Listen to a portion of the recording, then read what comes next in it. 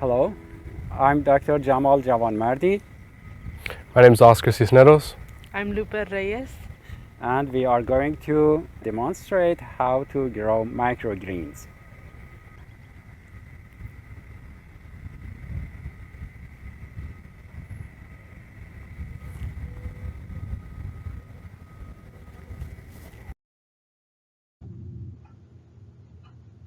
Microgreens, nature's nutrient-packed powerhouses. In this presentation, the fascinating world of microgreens will be explored. We are going to learn what microgreens are. I will introduce these tiny yet mighty greens that have taken the culinary and nutrition world by storm. As an introduction, microgreens are young edible seedlings, typically harvested within just 7 to 21 days. Think of them as concentrated versions of adult plants, packed with nutrients and incredible flavor. Whether enhancing your health or adding a finishing touch to your dishes, microgreens deliver in every aspect. Let's find out why. Defining microgreens. Microgreens are harvested early, at the cotyledon stage before the true leaves emerge. This means they have a high concentration of nutrients and are perfect as both a healthy food and a culinary addition. It is incredible how something so small can pack such a powerful nutritional punch. First, let's compare microgreens with mature vegetables. This slide helps you differentiate microgreens from their mature vegetable counterparts. Microgreens are harvested young, whereas mature vegetables take months to develop. This short growth phase makes microgreens a quick and efficient crop. Not only are they faster, but they also offer more intense flavors, which is why chefs love using microgreens. Now let's differentiate between microgreens and sprouts. Microgreens are harvested 7 to 21 days after germination, whereas sprouts are taken at around 3 to 6 days. Sprouts are great for their crunchy texture and enzyme content, while microgreens are all about flavor concentration and nutrient density. Both are wonderful, but microgreens stand out for their culinary versatility. In this slide, we can see the differences between microgreens, sprouts, and baby leaf vegetables. Sprouts are germinated seeds with root tails, usually harvested after 3 to 6 days. Microgreens are harvested after 7 to 21 days, when cotyledon leaves are fully developed, and baby leaf vegetables are harvested after 15 to 40 days, when true leaves are developed, but they are still young. Let's talk about the life cycle of microgreens.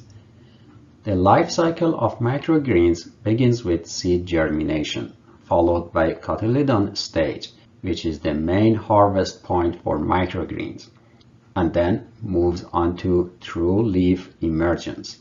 The cotyledon stage is where we see peak flavor and nutrition. Categories of microgreens. Microgreens come in various categories: vegetable greens, herbs, and even grains and legumes. Each of these categories brings unique flavors to the table. For instance, kale microgreens offer a peppery bite, while basil microgreens provide a sweet and slightly peppery accent, and wheatgrass and barleygrass microgreens give the juices grassy, earthy flavors. Now let's look at some popular varieties, from red garnet mustard to the nutty flavor of sunflower microgreens. Each variety brings something special. The spicy radish microgreens are perfect for adding a punch to your dishes, These aren't just greens, they are dynamic ingredients. Culinary uses of microgreens. Microgreens are incredibly versatile in the kitchen. You can use them to enhance a salad, top your sandwiches for added crunch, or even blend them into smoothies for a nutrient boost. You can use them as a gourmet garnish. They make dishes look beautiful and taste amazing.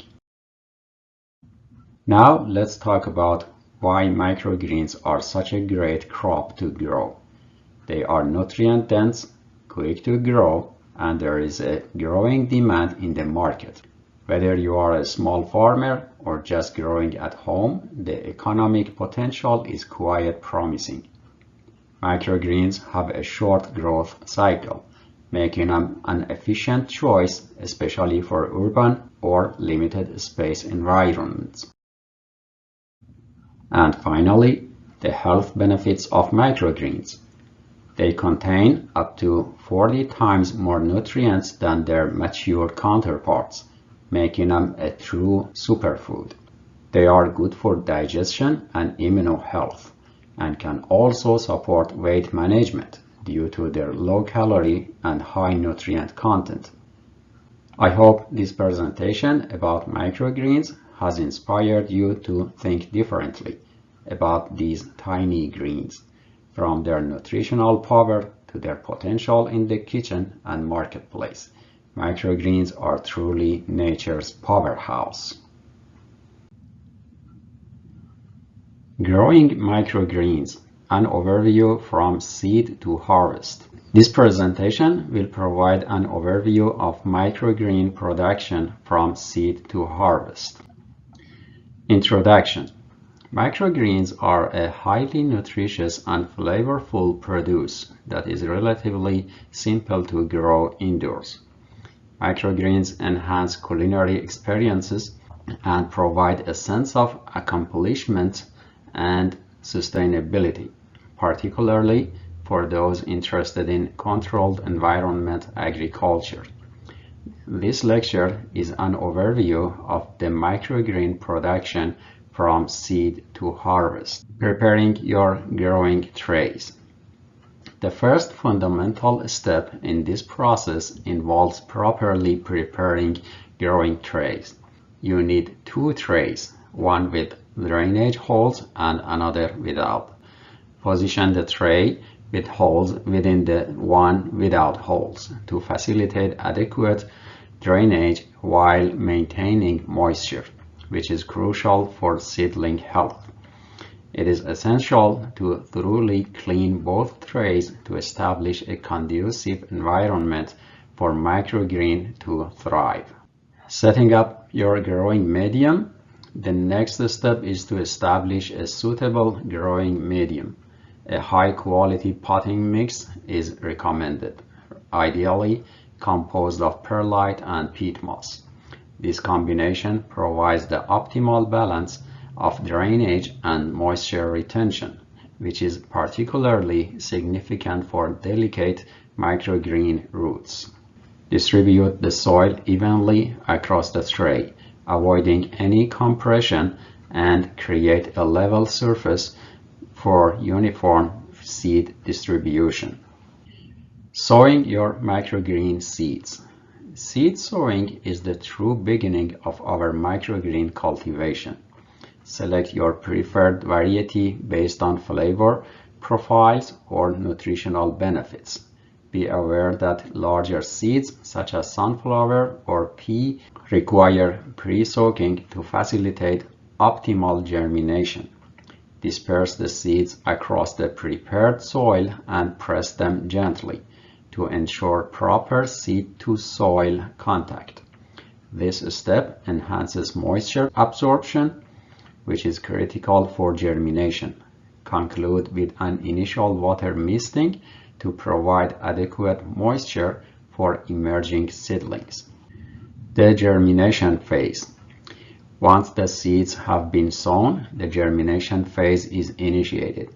Cover the seeded tray with an additional tray and place some weight on top. This technique stimulates natural soil pressure, which encourages strong, robust seedlings. Allow the seeds to germinate undisturbed for several days and regularly monitor moisture levels.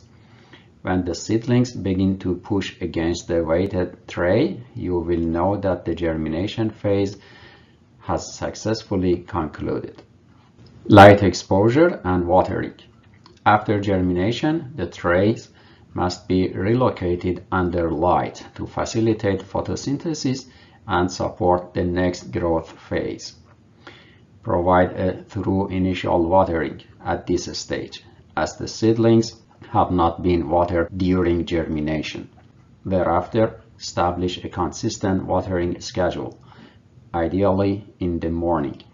As the seedlings mature and develop a dense canopy, switch to bottom watering to protect the delicate foliage from damage and prevent fungal growth.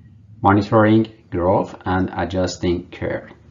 At this stage, careful monitoring of plant health is necessary. Observing your microgreens daily for any signs of stress or nutrient deficiencies is crucial for success. Bottom watering becomes essential as the plants develop and form a complete canopy to minimize mold risk and maintain a healthy growing environment. Growth timelines will vary depending on the microgreen variety. Thus, it is important to track each accordingly and adjust environmental factors such as light, temperature, and humidity to avoid common issues such as excessive elongation. Harvesting and enjoying your microgreens. Your microgreens will be ready for harvest in approximately 1 week after introducing light. Use clean, sharp scissors or a knife to cut the microgreens just above the soil surface. This method ensures the preservation of their delicate texture and flavor. The harvested microgreens can be used in many culinary applications, from salads to sandwiches or to garnishes, providing aesthetic appeal and significant health benefits owing to their rich concentration of nutrients and antioxidants. And finally, it is important to consider the continuity of production. After each harvest, prepare the trays once again to begin the next cultivation cycle. Through proper planning and maintenance, it is entirely feasible to establish a continuous cycle of microgreen production, ensuring a fresh supply throughout the year. This practice maximizes yield and enhances sustainability, a vital concept in modern agricultural practices. In conclusion, the successful production of microgreens involves attention to detail at every stage, from initial tray preparation to harvest. These steps may appear simple, but they demand precision and consistency. Microgreens represent a valuable, nutritionally dense food source, and mastering their production is both an enjoyable and enriching endeavor.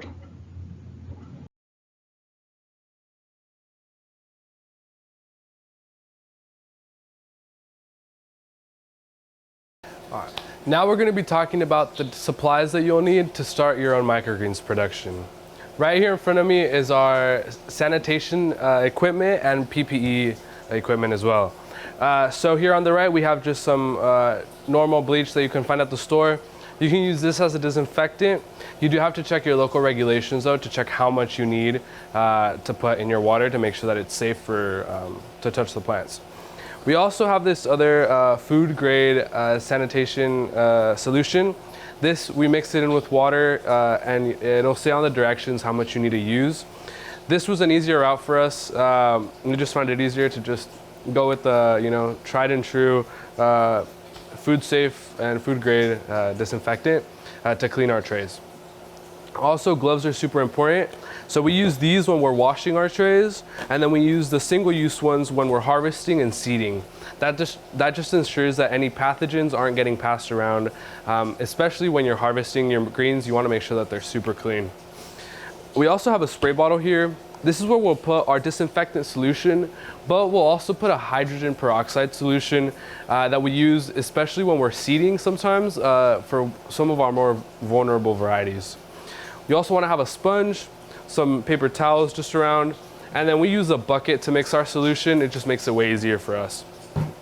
And so these are just some of the equipment for disinfecting. You might find that in your region, you know, some are more readily available than others. So check your local regulations and your local suppliers to see what works for you.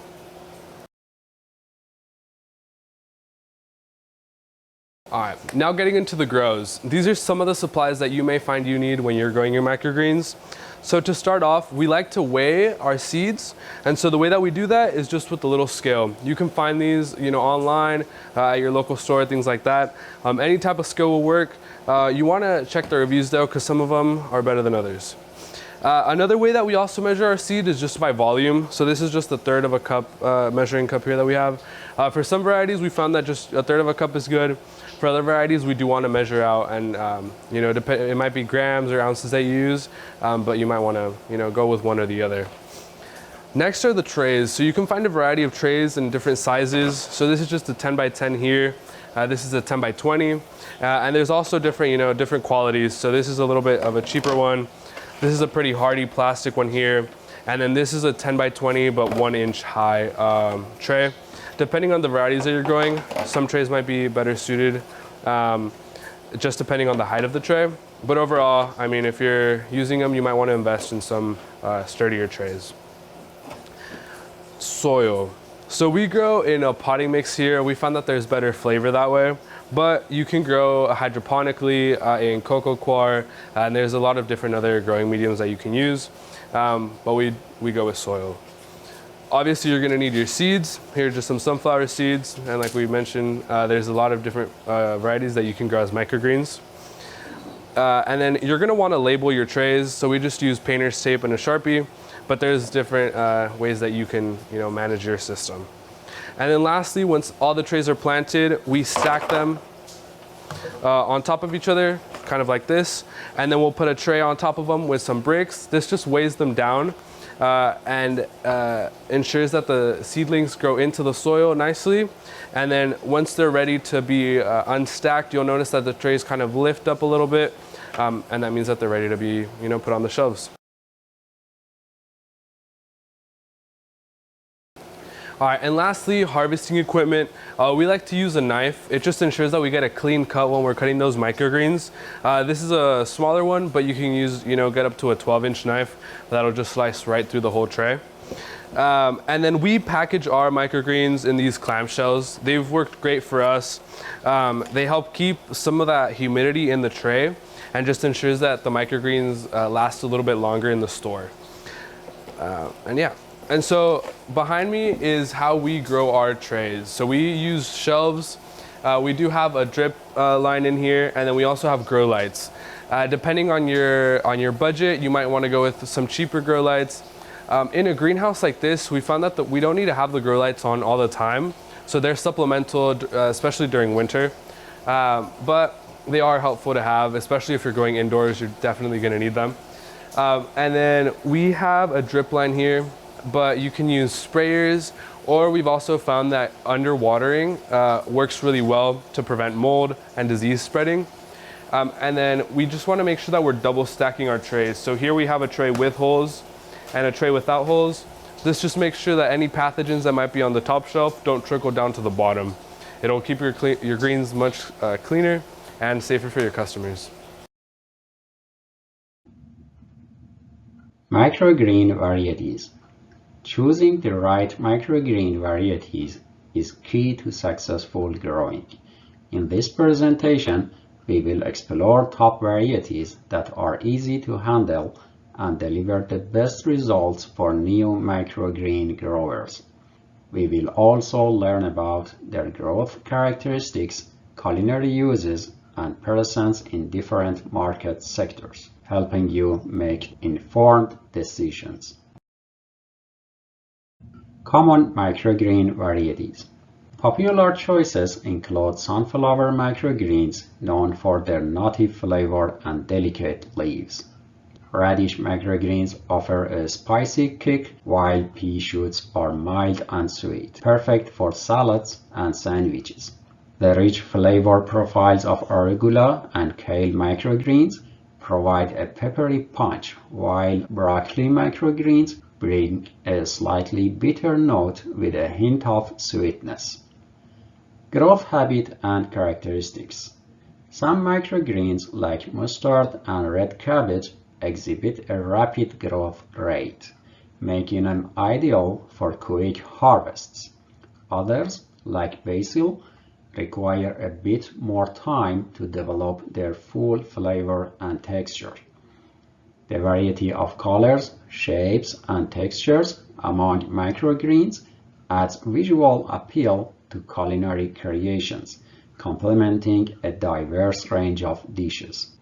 It is important to understand which varieties grow quickly and which need more attention to achieve the best harvest. Culinary uses of microgreens. Microgreens are widely used as garnishes, salad toppers, sandwich fillings, and soup and stews.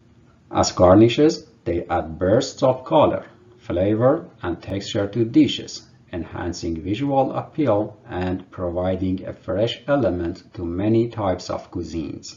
As salad toppers, they elevate salads with concentrated flavors and unique textures, enhancing both tastes and nutritional value of salads. As sandwich fillings, they contribute in crunchiness, flavor, and nutrients. They work well in both simple and gourmet sandwich recipes. And in soups and stews, they bring freshness, visual appeal, and complexity, providing a delightful contrast to richer ingredients. Microgreens are also used for their unique flavors. For example, arugula adds a pungent, slightly bitter flavor with a spicy kick, making it perfect for salads, sandwiches, and pizzas, where a bold flavor is desired. Spinach microgreens have a mild, sweet, slightly earthy flavor that complements a wide range of ingredients without overpowering them, ideal for adding subtle sweetness. Broccoli microgreens offer a mild, sweet, slightly nutty taste, suitable for both savory and sweet applications, adding a nuanced depth to dishes. And lemon balm delivers a bright, citrusy flavor, which can enhance salads, seafood, and sauces, adding a refreshing and aromatic note. Microgreens in the culinary industry. Microgreens add sophistication, elegance, and freshness to fine dining dishes, enhancing visual and flavor profiles in creative culinary applications. They also have become popular in casual dining due to their vibrant colors, unique textures, and ability to contribute to a health-focused eating experience. And in home cooking, microgreens are easy to use and versatile, making them a favorite among home cooks for experimenting with flavors, creating healthier meals, and enhancing presentation at home. Microgreens in the hospitality industry. Microgreens are a staple for enhancing the elegance of high-end dishes with the vibrant colors and flavor. Adding microgreens to cocktails provides color, flavor, and surprising culinary twist, enhancing both the drink's visual and taste profiles. Microgreens also cater to guests seeking healthy and visually appealing dishes, showcasing a commitment to culinary innovation and high-quality ingredients. Microgreens in the retail market. The surging interest in healthy, flavorful foods is driving the popularity of microgreens in retail markets. Consumers are looking for convenient, nutritious options to add to their diets. Microgreens are available in supermarkets, specialty stores, farmers market, and online channels, ensuring they are accessible to a wide audience. Therefore, clear and visually appealing packaging that highlights microgreens' vibrant colors and texture is essential for attracting consumers and preserving freshness. Effective marketing that emphasizes nutritional benefits, culinary versatility, and unique flavors helps microgreen products stand out in an increasingly competitive market. Now let's talk about different groups of microgreens. Arugula, spinach, kale, and mustard greens are the common leafy microgreens. Arugula is known for its peppery and slightly bitter flavor. Arugula adds a spicy kick to salads and sandwiches, enhancing the depth of flavor. Spinach microgreens are mild, sweet, and slightly earthy. They are rich in vitamins, making them a nutritious addition that complements many dishes without overpowering other ingredients.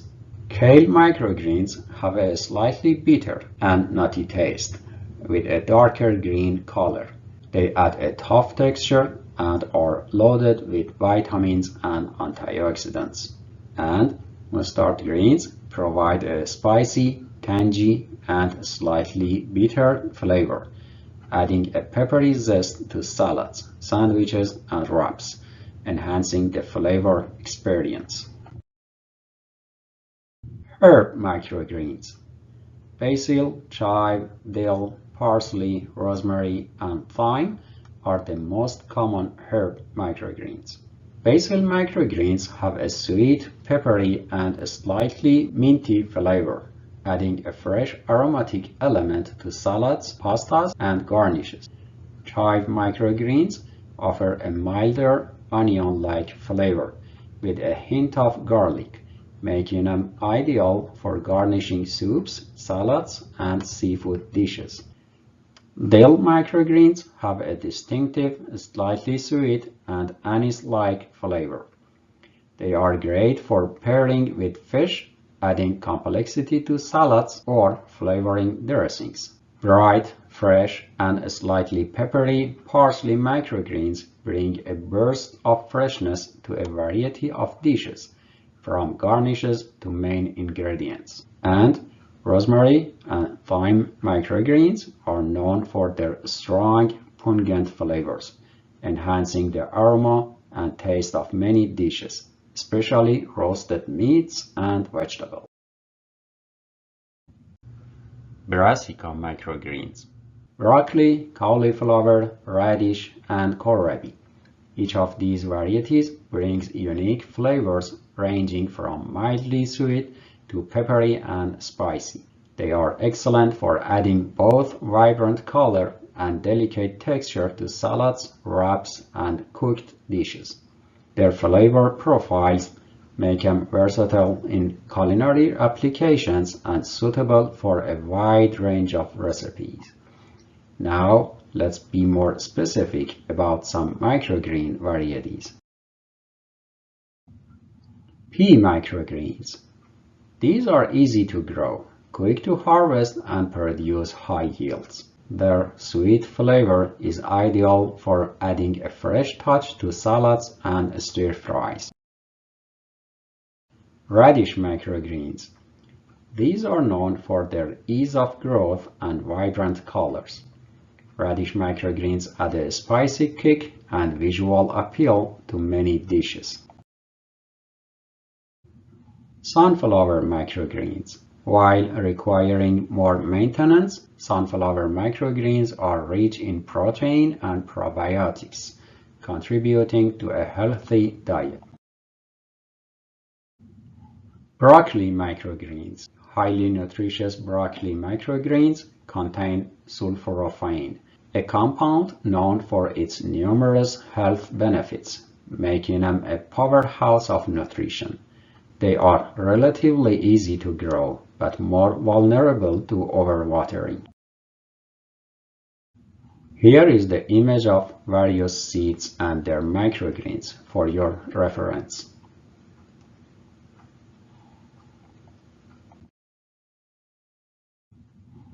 Let's talk about choosing the right varieties. First, determine whether you are growing microgreens for culinary uses and nutritional benefits or as a commercial crop to make the best choice. Then, select varieties that align with your growing experience and your available environmental conditions.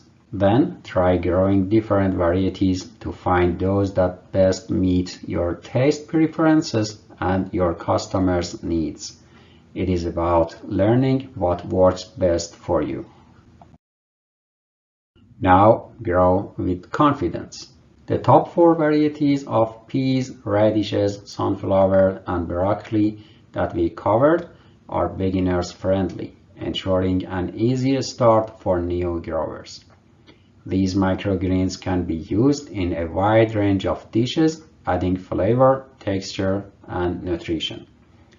Many microgreens provide exceptional health benefits, offering concentrated vitamins, minerals, and antioxidants, and they can be a lucrative addition to your urban farm or home growing operation, especially with their fast growth cycle and high market demand.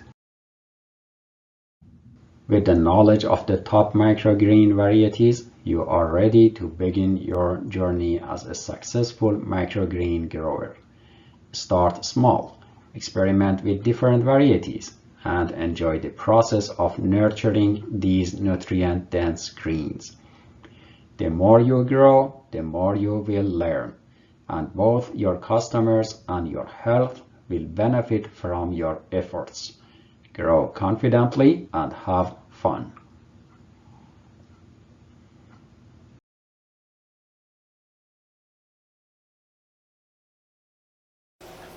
Now we're going to be talking about the different varieties that you can grow as microgreens. Here in front of me I have a couple different varieties. Here are some sunflowers, some beet seeds. This is a wasabi mustard. And over here is some broccoli. There's a bunch of different varieties that you can grow depending on your growing region. If you're growing indoors or outdoors, that could change what varieties you grow, as well as what your customers or chefs might want in your region. We personally really enjoy growing the sunflowers, peas, and radishes because of how easy they are to grow, and they have very consistent grows every time. Some of the other really good varieties are broccoli and any of the brassicas. They're really high in nutrients, and we can use them in a lot of our different mixes, and they always produce a really good crop. There are a couple different varieties as well that you can use. So we use the Waltham 29 broccoli, and we've also experimented with a purple sprouting broccoli. So we found that they were very consistent in grows. We just ended up sticking with the Waltham 29. We've also tried the red acre cabbage. That one's worked really well for us. It has this nice purple color when it sprouts, and when you present it, it looks phenomenal. The wasabi mustard has been great for the local sushi restaurants. It's a mustard, and so it does pretty well in a variety of growing conditions, but they can be a little bit more finicky, especially when they're overwatered. Cilantro is another great one, but you might have to experiment with different growing conditions and growing mediums to get the best results, as these seeds do tend to get stuck in on the leaves. Beets are a great option as well. They have a subtle beet flavor and are pretty sweet, and you can find them in a variety of different colors. We're trying out an albino variety here, and we've also grown just the classic red beet. They're great, they're good for mixes, and chefs love them. So the radishes, we've grown a couple different varieties. We've found 3 that we really like: the China rose radish, the daikon radish, and a purple sprouting radish. These 3 gives us an array of colors, especially when we're at the market. and they provide that, you know, nice radish flavor that can go well with a bunch of different meals. Peas, we're trying out this new variety of speckled peas here, but we've had really good luck with the yellow peas as well as green peas. Just depending on your growing conditions or maybe your seed provider, one variety might be a little better than the other. Peas do take a little bit longer to grow out though, give them about 21 days on average, so they are a little bit longer of a crop, and as well as the cilantro and beets. Those just take a little bit longer. And lastly, the sunflowers. We went with the black oil sunflower seeds here, and we find that they're ready in about 6 to 7 days. Especially in a greenhouse and during the summer months where it's really warm, you can find them ready in almost 5 days. One of the issues that we did have with the sunflowers though is a little bit of mold. But to fix that, just use some of that 1% hydrogen peroxide solution when you're seeding and as well as when you're stacking your trays, and that should help mitigate some of that. Some other varieties that are worth mentioning are buckwheat. That one does really well. It has a very subtle flavor, but you can include it in some of your mixes, and maybe some of your chefs will want those as well.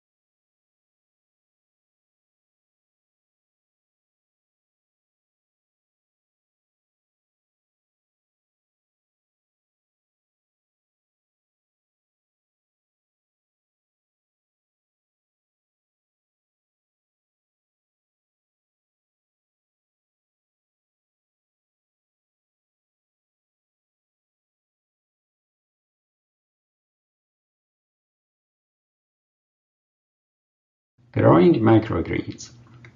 In this video, we are going to explore the world of microgreen production.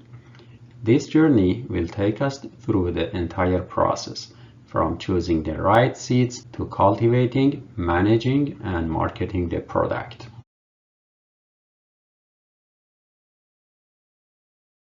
As an overview, microgreens are typically grown in trays using either soil, soilless medium, or hydroponic mats. They can also be grown in repurposed containers like takeout boxes or custom-built systems. Lighting is crucial for their growth. Microgreens can be cultivated indoors under grow lights or placed on a sunny window sill. Consistent moisture is key, but care must be taken not to overwater. And the harvest time is usually ranges from 7 to 21 days after planting, depending on the type of microgreen, with microgreens typically begin harvested when they reach 2 to 3 inches in height by cutting them just above the soil line. Growing systems for microgreens. Microgreens can be produced using a variety of growing systems, including indoor production and greenhouse production. Indoor systems provide complete control over the growing environment, making them ideal for urban or space-limited settings. LED lighting is most often used, which allows for precise adjustment of light spectrum and duration to optimize growth. Maintaining ideal temperature and humidity indoors also ensures consistency and quality of the crop. Greenhouses offer a balance between natural and artificial conditions, with the use of sunlight supplemented by artificial light to ensure consistent exposure. Greenhouse production allows growers to reduce energy costs while maintaining a controlled environment.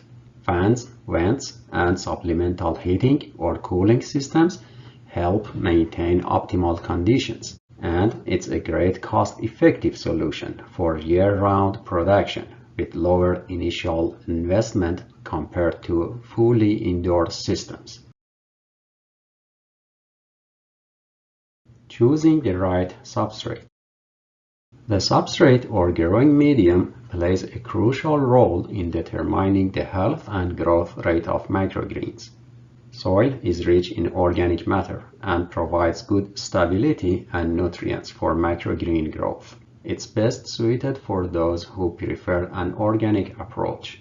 However, it requires careful monitoring for potential pathogens and maintaining consistent quality. Soilless mediums like peat moss, coconut coir, perlite, and vermiculite are popular choices due to their consistency, excellent water retention, and irrigation properties. These options create an environment that minimizes pathogens, but might need added nutrients depending on the crop. Hydroponic mats made of rock wool, jute, or hemp provide a clean, efficient environment, allowing growers to precisely control nutrient delivery. These mats are particularly advantageous for those focusing on hydroponic production, but do involve higher upfront costs and require careful nutrient management. Choosing the right containers. Selecting the correct container can impact both the efficiency and sustainability of microgreen production. Plastic trays are widely used due to their cost-effectiveness and durability. They come in various sizes, are easy to clean, and can be reused multiple times. Trays with drainage holes are preferred to prevent waterlogging. Wooden trays are a more natural option and are well aerated but require proper maintenance to avoid mold. They also add an aesthetic appeal, which is beneficial for marketing. Recycled containers like yogurt tubs or milk cartons can be a sustainable choice. These containers need thorough cleaning and sanitizing to avoid contamination, but provide a cost-effective and eco-friendly way to grow microgreens. Custom-built systems are good for large-scale operations. Customized systems may include automated irrigation, stacked trays, and vertical configurations. These systems help maximize space utilization and efficiency. Seed selection and planting. First, choose quality seeds. Selecting high-quality, non-GMO seeds is crucial for successful production. Specialized microgreen seeds are typically tested for high germination rates and are disease-free. To prepare the growing medium, ensure it's very moist before sowing seeds, whether in soil, coconut coir, or a hydroponic mat. Too much moisture can cause seeds to rot, while too little may delay germination. Sow the seeds evenly to prevent overcrowding and ensure each seedling receives enough light, nutrients, and space to grow. This step can be done by hand for smaller trays or using a seeding tool for larger setups. Then, lightly cover the seeds with the growing medium and mist them gently to keep the surface moist. This helps promote uniform germination without disturbing the seeds. Seeding density and germination. Finding the right seeding density is crucial. Overcrowding can lead to poor airflow, increasing the likelihood of mold and resulting in spindly, weak microgreens. The key is to create a carpet of greens that is lush but not too dense. Pre-soaking.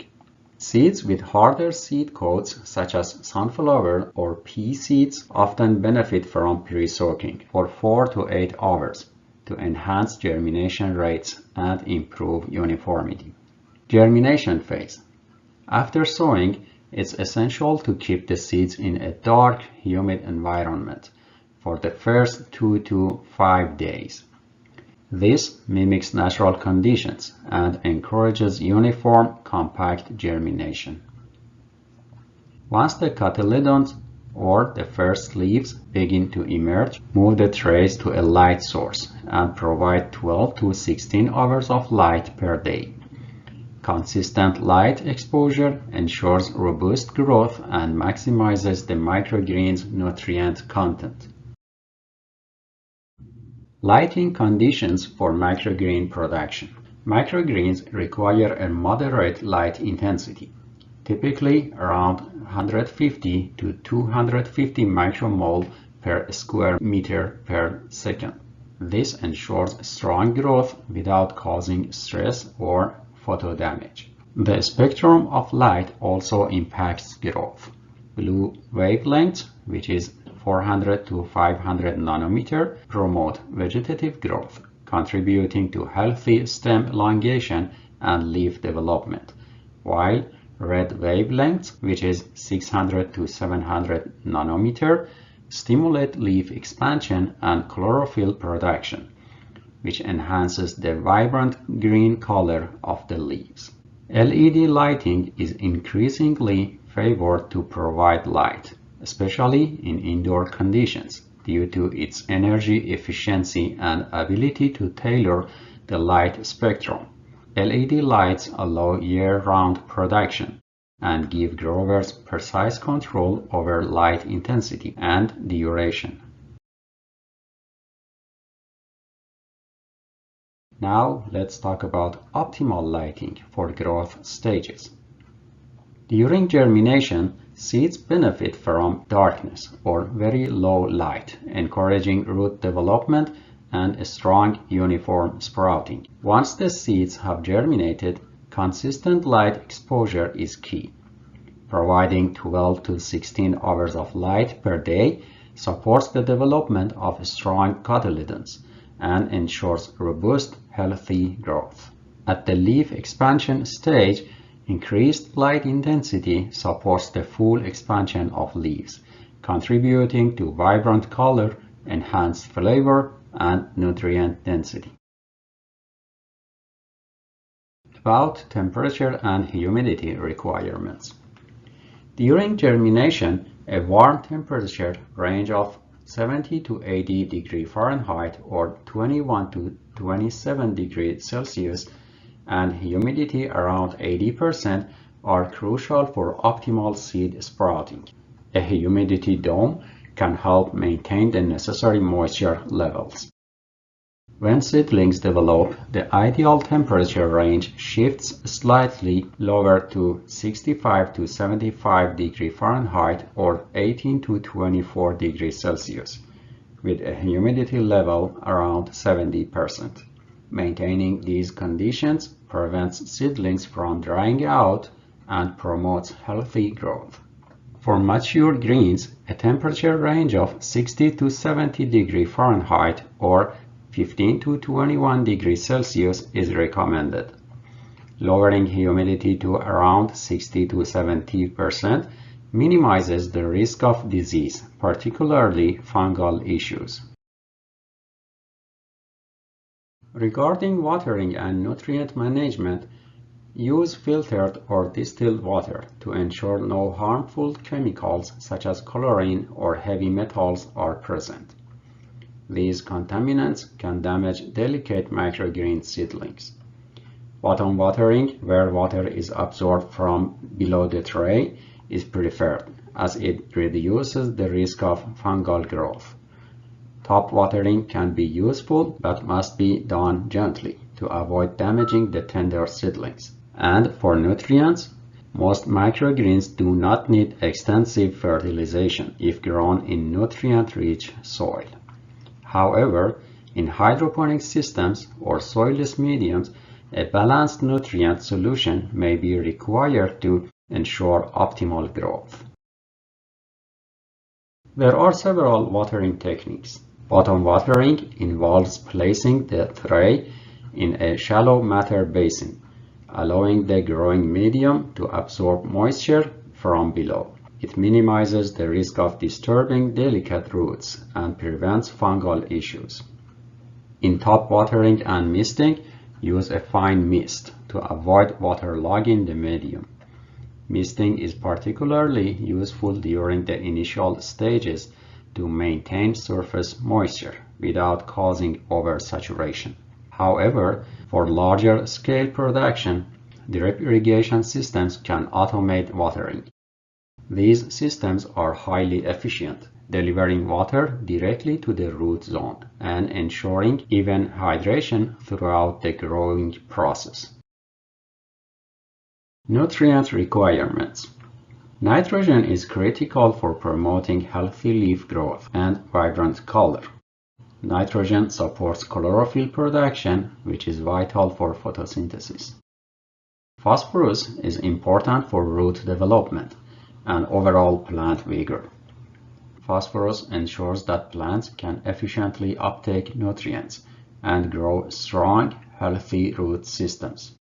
Potassium is essential for regulating water balance, disease resistance, and promoting overall plant health. Potassium supports microgreens in withstanding stress and enhances nutrient transportation. And finally, calcium strengthens cell walls and supports overall structure, preventing issues like tip burn. It's also essential for regulating nutrient uptake, ensuring balanced plant health. Pests and diseases. Damping off is a fungal disease that attacks young seedlings, causing them to collapse. Proper watering techniques and good airflow can help prevent this issue. Powdery mildew appears as a white powdery residue on leaves, thrives in high humidity but can be managed by reducing moisture levels and ensuring good air circulation. And for pests, aphids are small, sap-sucking insects that can stunt growth, while fungus gnats lay larvae that feed on the plant roots. These pests require careful monitoring and can be controlled using organic insecticides or traps. Growing systems. There are various growing systems for microgreen production. Wall-mounted systems, mobile towers, and hydroponic systems are the most common systems. Wall-mounted units are excellent for urban farming, using minimal horizontal space while maximizing production. They can be fitted with automated watering and lighting, making them efficient for indoor environments.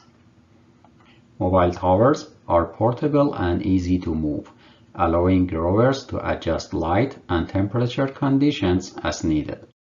They are well suited for smaller scale urban growing setups. And vertical hydroponic setups can yield higher volumes of microgreens in a smaller footprint. These systems are designed to deliver precise amounts of nutrients and water to each plant, ensuring consistent and rapid growth. Hydroponic systems for microgreens are classified based on their irrigation and nutrient delivery systems. In deep water culture, the roots are suspended in nutrient-rich water. Oxygenation is crucial, and air stones are used to maintain adequate oxygen levels. It is a straightforward system and good for beginners. In ebb and flow systems or flood and drain systems, growing trays are periodically flooded with nutrient solution and then drained. This intermittent flooding helps aerate roots, promoting healthy growth. In drip hydroponic systems, emitters deliver a nutrient solution directly to the roots. They provide efficient water use and nutrient delivery, making them ideal for larger scale operations. Soil-based systems. Usually in soil-based systems, potting mix, coconut coir, and worm casting are used as substrates. A good potting mix provides a well-balanced environment for root growth with appropriate aeration and water retention. Make sure to use a sterilized potting mix to avoid introducing pests or pathogens. Coco coir retains moisture well and provides excellent aeration, making it a popular choice for growing microgreens. And vermicast or worm castings are rich in organic nutrients and enhance soil microbial health. It's often mixed with other substrates to improve nutrient content and support healthy growth. In microgreen production, there are challenges and solutions. Effective pest and disease control is vital, as microgreens are vulnerable to various pests and diseases due to their dense planting. Employing organic pesticides and maintaining a clean growing area are key practices. Maintaining precise control of temperature, humidity, and light is also crucial. Sudden changes can significantly impact yields, which is why many growers invest in controlled environments, such as grow rooms or greenhouses. As production scales up, the manual labor required for seeding, watering, and harvesting can become overwhelming. Automation, like conveyor belt seeding systems or automated irrigation, can improve efficiency.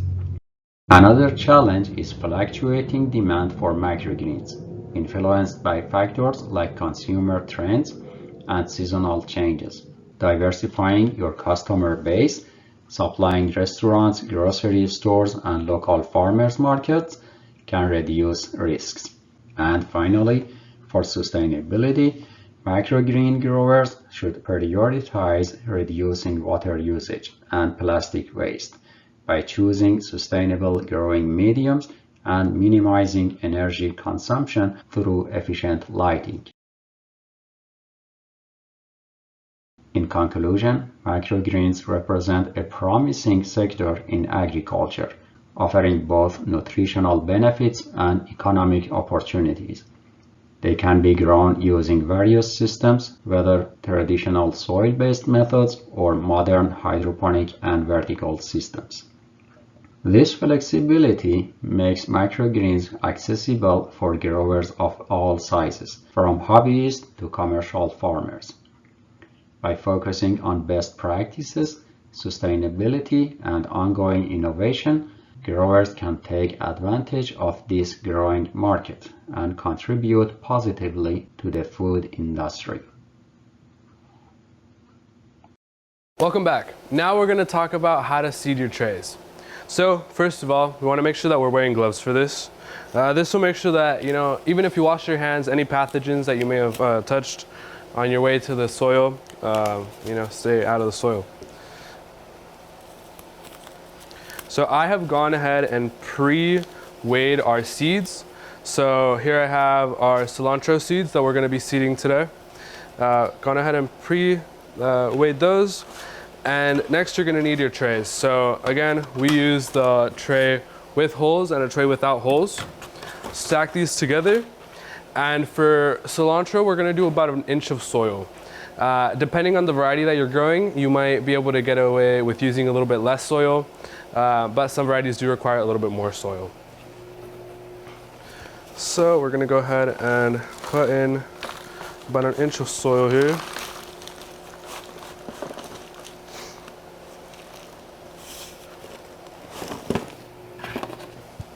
Now we want to get all those clumps out. Make sure that the soil is nice and even. This will prevent any low and high spots where your seeds might kind of collect, or especially in those high spots, the seeds won't really stay there. So you want to make sure that it's nice and even. So go ahead and spread this out. Give it a little shake. This is looking pretty good. You want to make sure that your soil is a little bit damp, not soggy, just damp. And this will make sure that you have a nice germination. If your soil is too dry, even though we're going to water this a little bit right before we stack, it might not be enough water to get them through germination, and you might see that you have a lower crop. And so there are a couple different ways that you can spread your seeds. I personally find it to be most efficient just to use my hand. But some people do like to use those shakers, or maybe even using this measuring thing, whatever you like, but I like to use my hand. I'll just get a little bit here, spread it,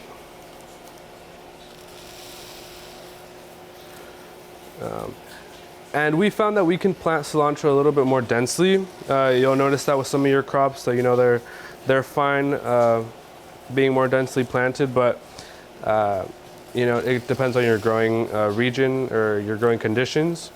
You can find some great sources online to how densely you should be planting, and also recommendations as to if you should pre-soak your seeds or not. We found that with cilantro, you can pre-soak your seeds. You don't necessarily have to, though. All right, so now we have our tray here. Pretty evenly filled, and next I'm going to add a little bit more soil on top. The cilantro does like a little bit of soil on top, and it just makes sure that those seed holes don't stick to the microgreen. You'll find this with some varieties. With sunflowers, it's the same thing. You kind of want to keep those seed holes, and with peas sometimes as well, it'll help get a nice even crop.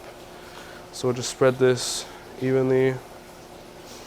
And so now that we have this spread out pretty evenly, we'll go ahead and give it a little bit of water, just enough to soak the soil, not necessarily enough to drip down to the bottom tray, and that'll be just perfect.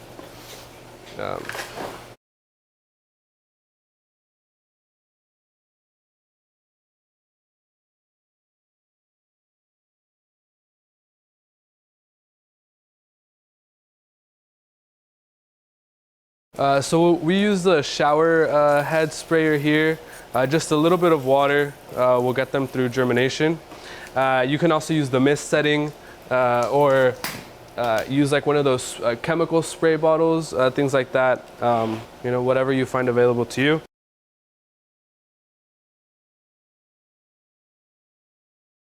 So we have watered our tray and now we're going to label. So I've pre-made this label here. We like to include the date that we're planting and the variety, as well as any specifics, like if it's going to a specific client, anything like that. We'll go ahead and put that on the side. It makes it easy to see when they're on the shelves. And so our tray is pretty much ready. The last thing we're going to do is put it into germination. So we put a tray on top of it like this, and then we'll put a couple bricks into here just to weigh it down. We found that about 6 trays high is about the highest you want to go. One time we had them kind of tip over, especially once they start germinating. This tray, you'll notice, kind of comes up a little bit, and so they'll, you know, they can fall over. So yeah, this is pretty much how you seed a tray. You'll want to wait until those seedlings have their kind of true leaves kind of emerging out. They'll be a little bit yellow or maybe white in those couple days, but as soon as you put them out on the shelves, they'll get their color.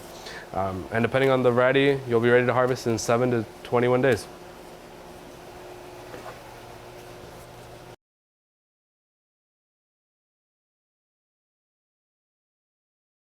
All right, so here we have some trays that have been in germination. They're not quite ready to go out on the shelves yet, but we can show y'all kind of what they look like. We're gonna go ahead and take this tray off. So here, these are some of the peas. We can see here that they've kind of started to germinate, but they're not quite pushing out of the soil yet. And so we'll give these a couple more days, and then they should be ready to harvest, or ready to be put out on the shelves, I mean. And then these are some of the sunflowers. So we can see that some of them have started to kind of push out of the soil, but again, these aren't quite ready yet. So we're gonna wait till their leaves are, those first leaves are coming out of the soil, and they'll be almost to the height of the tray. And then they'll be ready to get put on the shelves. And now down here, this is a tray of purple radish that's ready to go out on the shelf. So you can see that they're maybe about an inch tall here. And these will be ready to put out on the shelf and then ready to harvest in 3 to 5 days.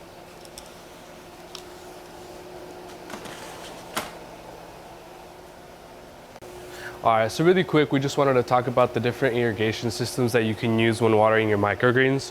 So we personally here have a drip line installed on top of the shelf that is set to about the middle of the tray, and there's 2 emitters per tray. We found that this works pretty well. We did have to mess around with the time intervals of it and all, but overall the system has worked pretty well. Another thing that you could use are like the sprinkler or mister heads on the drip line, but you can encounter a little bit more mold issues with that, just because all the greens are getting wet and things like that. So I think the safest way to water the greens is to actually underwater. Although this does take a little bit more manual labor, if you're having a lot of mold issues, this might be what you want to do. You can automate this type of system, but basically what you do is pour your water into here and then just make sure it has enough water for those greens. There are systems and trays big enough to support 4 trays on it, and that could work great as well. But we found that the drip line works best for us. We don't have to come out here as much, and we haven't encountered issues with that.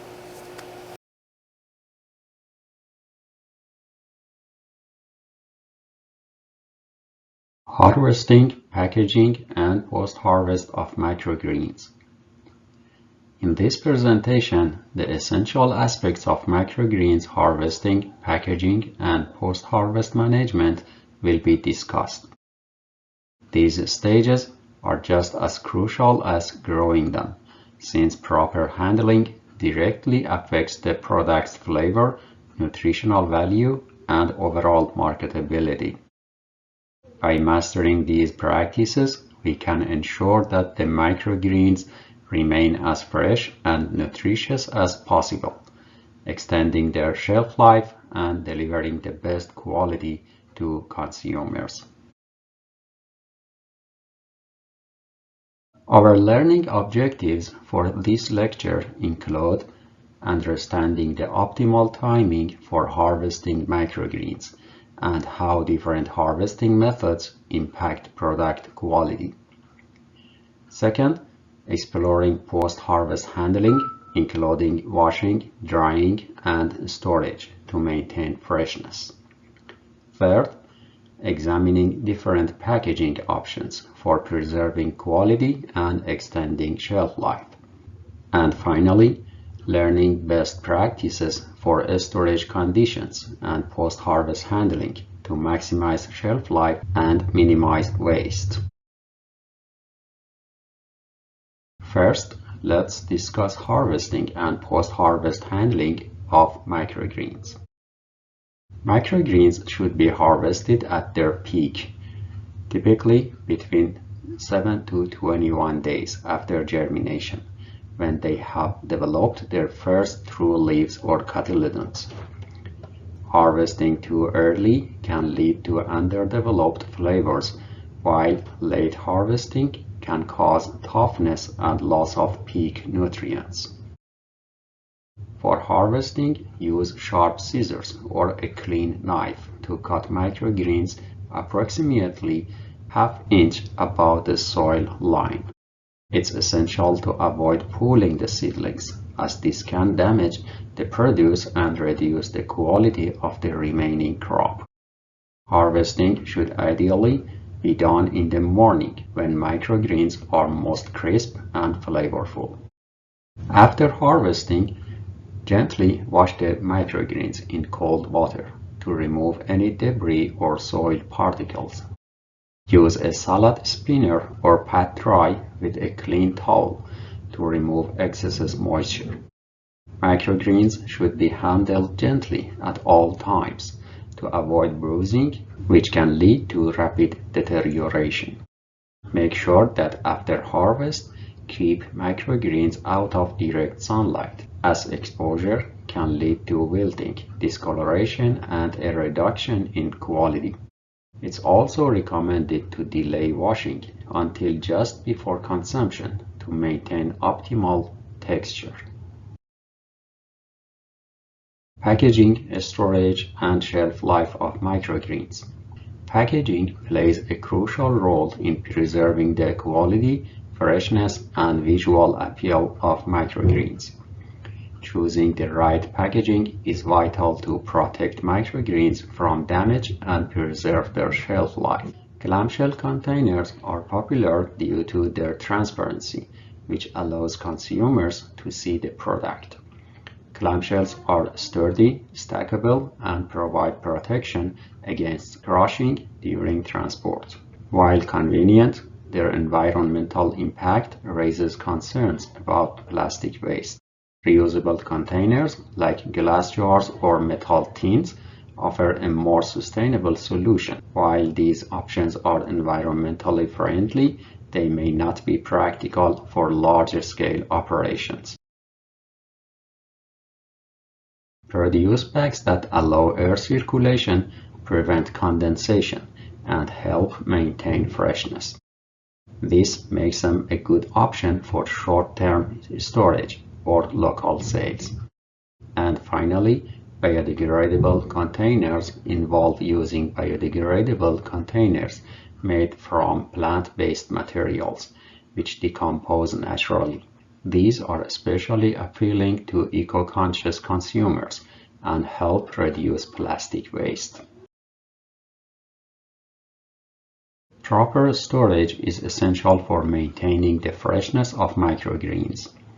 To prevent wilting and dehydration, they should be refrigerated in sealed containers at 35 to 39 Fahrenheit or 2 to 4 degrees Celsius in a high humidity environment, 90 to 95%.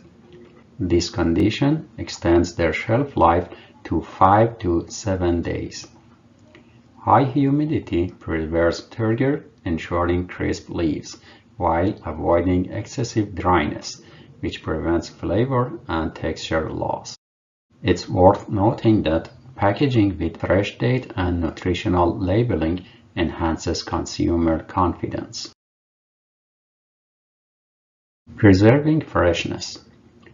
Proper storage at 35 to 39 degrees Fahrenheit or 2 to 4 degrees Celsius and 90 to 95% humidity preserves microgreens freshness for 5 to 7 days by inhibiting bacterial growth and wilting.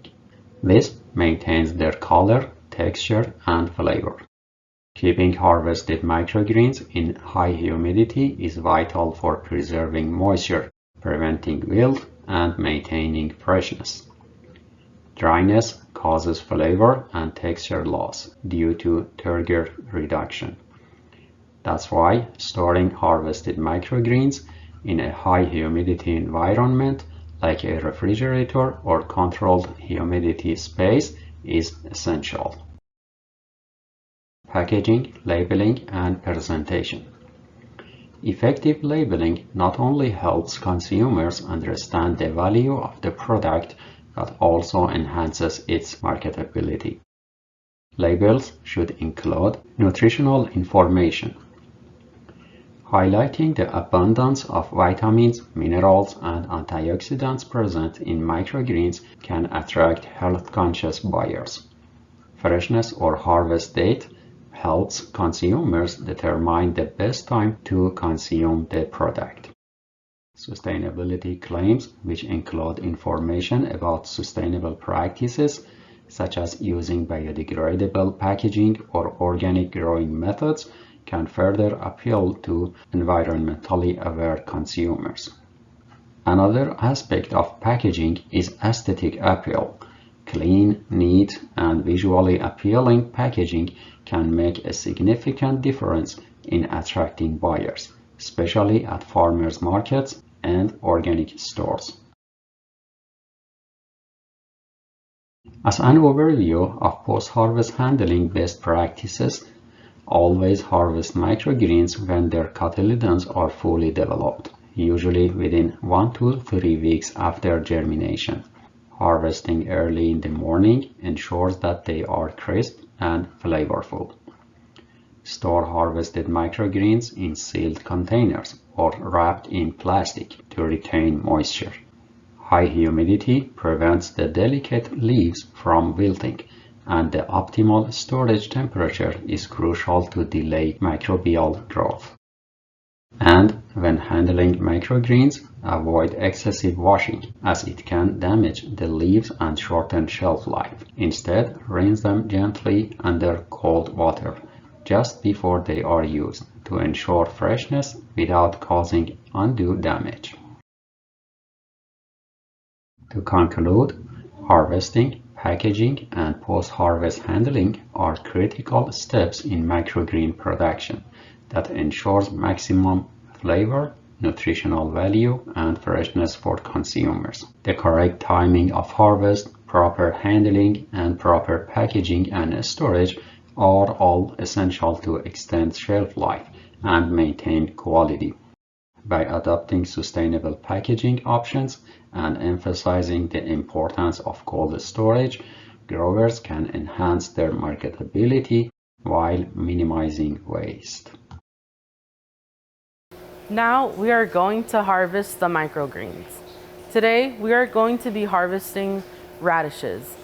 And just like all microgreens, the quality of your product depends on the harvesting method. Today we will be utilizing a harvesting knife to make this process very fast and clean. Before we get started, we have to make sure to wash our hands and sanitize. I have already done that step. That way we ensure that our product stays clean and we don't cross-contaminate anything. Next, we'll make sure that we have all of our items ready to go. So we have our product that we will be harvesting, our paper towels and our harvesting tool, and our disinfectant to clean off our harvesting knife just in case it gets covered in dirt or soil or any other thing we don't want in our product. Then we have our gloves to maintain our hands and our product clean, our scale, and our harvesting containers. These have already been measured and they weigh 0.5 ounces. So we want to fill this up with 1.5 ounces of our product. That way there's enough oxygen and room in here to keep the product as fresh as possible for the longest amount of time. Now let's get started. I'm going to put on my gloves.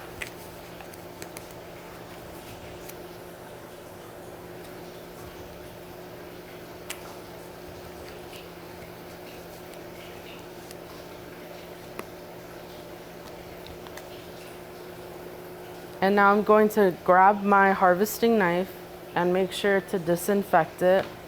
I'm gonna make sure that I spray away from the product. And then I'm gonna use a paper towel to clean it off.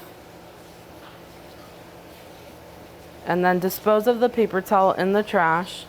And I like to lay down a paper towel so when I'm done using the knife, it doesn't get contaminated with the table. Now this next step is very important. Since the microgreens are only a few inches tall, we want to make sure we grab as closest to the bottom, and then with our knife, we want to slide our knife right under our fingers, but please make sure not to cut yourself, and slowly cut towards you. Next, we'll turn over our product to make sure that there's no soil on it, and to make sure that the greens we harvested are ready to be packaged.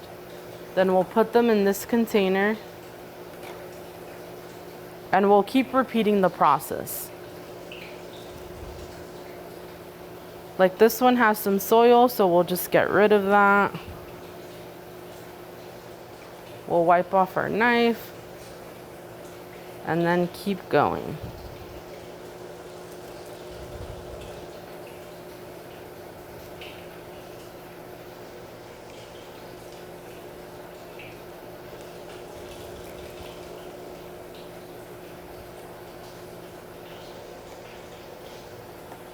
Now let's weigh our container.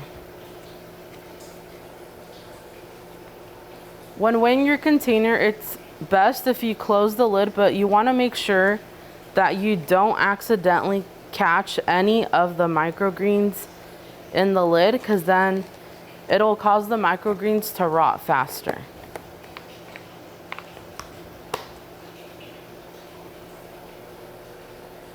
And it's at our perfect weight that we need, and that's how you harvest microgreens. Now that we have learned how to harvest, we're going to learn how to properly package the microgreens. We will be using this clamshell container to package our microgreens. This clamshell can hold about 1.5 ounces of product. We don't want to go over that amount because then the microgreens won't have enough space to breathe, and they will oxidate faster and rot. And we want to make sure that we package properly so our product has a really long shelf life and stays fresh. So to ensure that our product stays fresh, before closing the lid, we want to make sure that no microgreens or leaves are in the seam where the lid is going to close, because if it traps the microgreen, it's going to cause it to rot. So let's just squeeze them in there. So now our seams are free of product, and you want to keep your microgreens in the refrigerator at 33 degrees Fahrenheit or 1 degree Celsius. This will make sure that the product stays fresh and clean.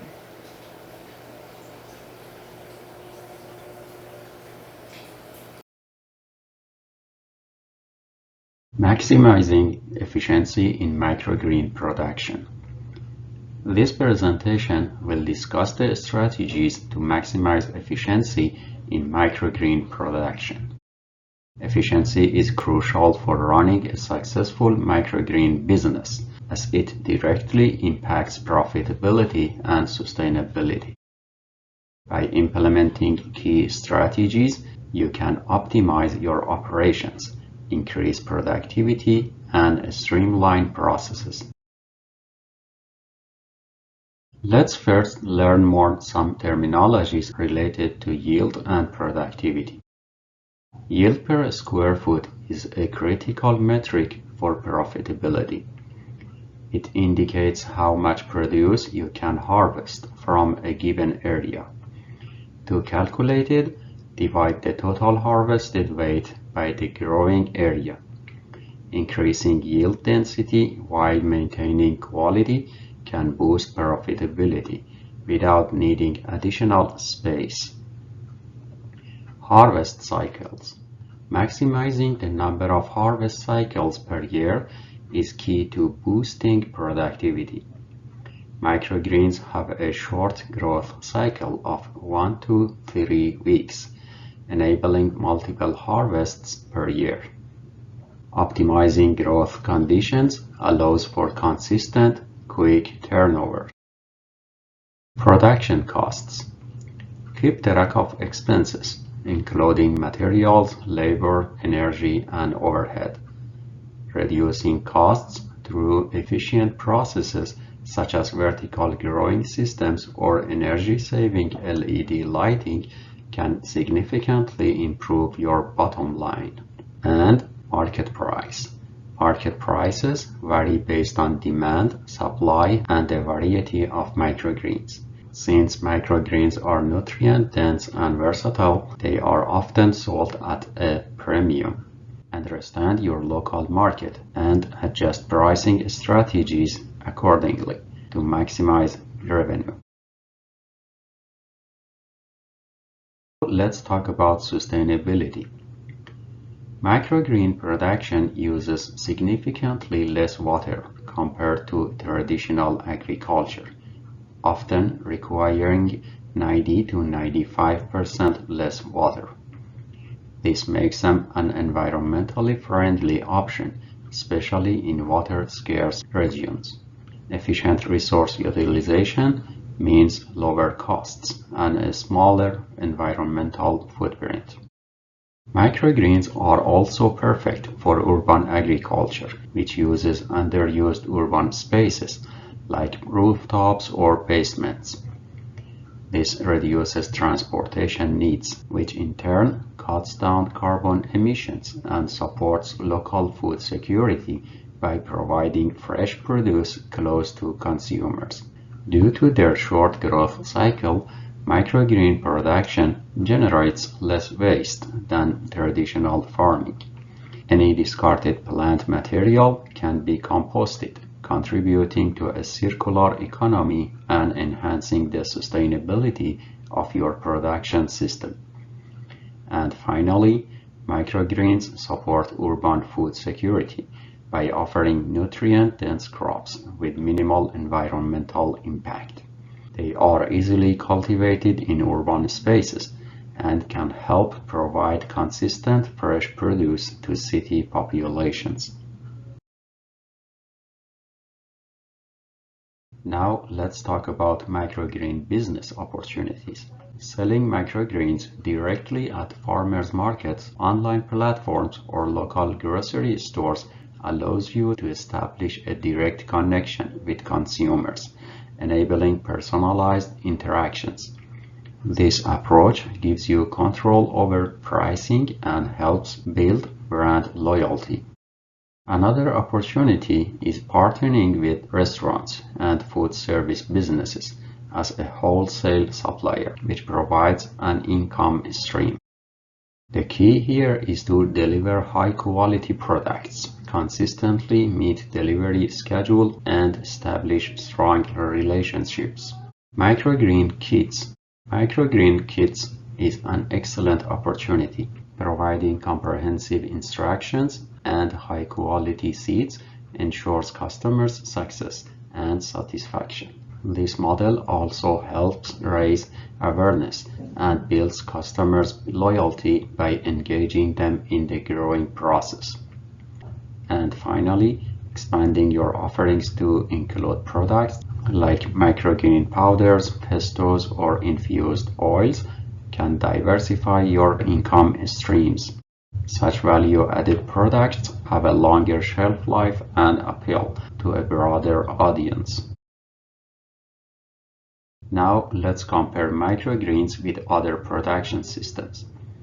Microgreens are harvested when the cotyledon leaves have fully emerged, giving them concentrated flavor and nutrients. They are popular in gourmet dishes as garnishes in salads, and as functional foods. Baby greens are harvested later than microgreens once the true leaves have matured. They are larger and have a more developed texture, commonly used in salads or as sandwich fillers. But sprouts are harvested before any true leaves appear. They are grown without a medium, which makes them more vulnerable to contamination. Sprouts added a crunchy texture, but must be carefully managed to avoid health risks. Before discussing the strategies for maximizing efficiency, let's take a look at the trends and future of microgreens. Consumer demand is growing. Driven by their nutritional value, microgreens are increasingly sought after by health-conscious consumers and those adopting plant-based diets. Technological advancements such as vertical farming, hydroponics, and automation are reshaping microgreen production. Technologies like AI can also optimize growth conditions, managing resource allocation, and predict potential issues, thereby increasing efficiency. Microgreens also meet sustainable food production standards because they require less water, fewer chemicals, and can be grown hydroponically or aeroponically. They help reduce the overall environmental impact of food production. Considering the innovation in the culinary applications of microgreens, chefs are incorporating microgreens in new and creative ways, from cocktails to desserts, due to their intense flavor and visual appeal. Microgreen-based products like powders or oils offer even more opportunities for culinary innovation. Now I'm going to discuss the steps you need to follow to maximize microgreen production efficiency. First, strategic farm layout. Analyze workflow. Assess your workflow and identify key stages where efficiency can be improved. This can help you decide where to place workstations and equipment for maximum efficiency. Optimize placement by positioning supplies and tools in a way that minimizes movement. For example, keep trays and seeding supplies close to the planting area to reduce the time spent moving between tasks.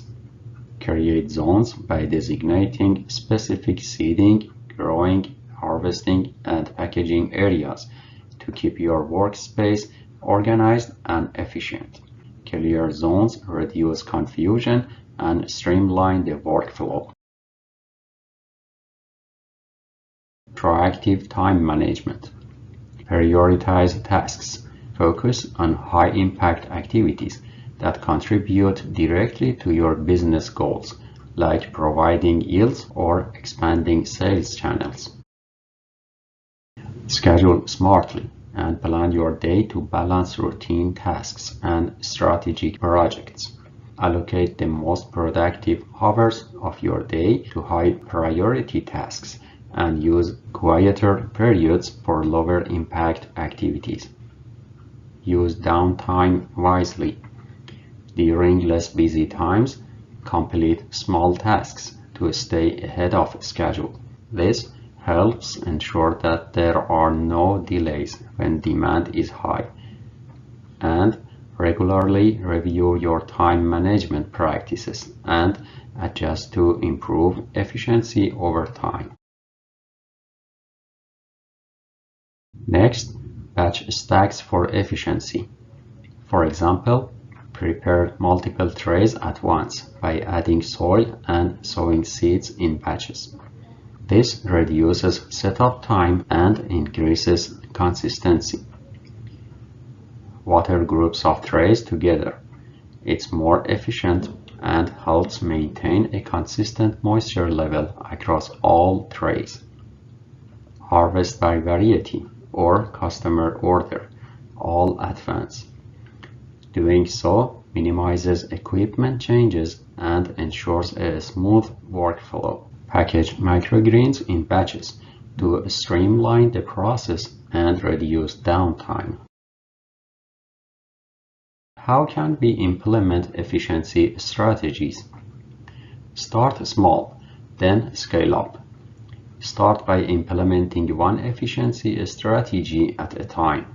This allows you to evaluate the impact before scaling up or making further changes. Track key performance indicators such as time spent on each task and yield rates to understand the effects of efficiency improvements. Involve your team in the process. Encourage them to suggest ideas for improving efficiency, as they are often best placed to notice bottlenecks or challenges. And be willing to adjust your strategies as your business evolves. Scaling up may require new approaches to stay efficient. There are also innovative equipment solutions. For example, use wheeled multi-shelf racks to move multiple trays at once. This minimizes physical effort and reduces the time spent transporting trays between zones. Automated systems that water multiple trays at a time can significantly reduce manual labor, freeing up time for other tasks. Use adjustable LED lighting, which helps optimize energy use and enhances growth rates. Customizing the light spectrum also supports different growth stages, leading to healthier microgreens. And invest in specialized tools designed for clean and quick harvesting, which reduces labor time and ensures a consistent cut. Develop efficient procedures. For example, create detailed guidelines for each task, from seeding to packaging. Include best practices and step-by-step instructions to ensure consistency. Regularly review your procedures to find and eliminate bottlenecks. Identify steps that could be combined or removed to streamline processes. And ensure all team members are trained on standard procedures to reduce errors and increase efficiency. Encourage ongoing feedback to refine processes continuously. And finally, plan for future growth. Define specific and measurable growth objectives for your microgreen business. This could involve increasing production capacity, expanding to new markets, or developing new product lines. Identify potential obstacles to growth, such as labor shortage or resource limitations, and develop strategies to address them. As demand grows, plan for increased production capacity by investing in additional infrastructure, like more growing racks or automated systems. And finally, stay open to new technologies and methods, such as automation, AI, or other advancements in microgreen farming to stay competitive and efficient.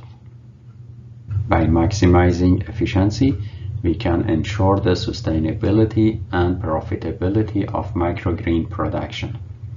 I encourage each of you to evaluate your current practices and consider which strategies from today's discussion could make the most significant impact on your operations.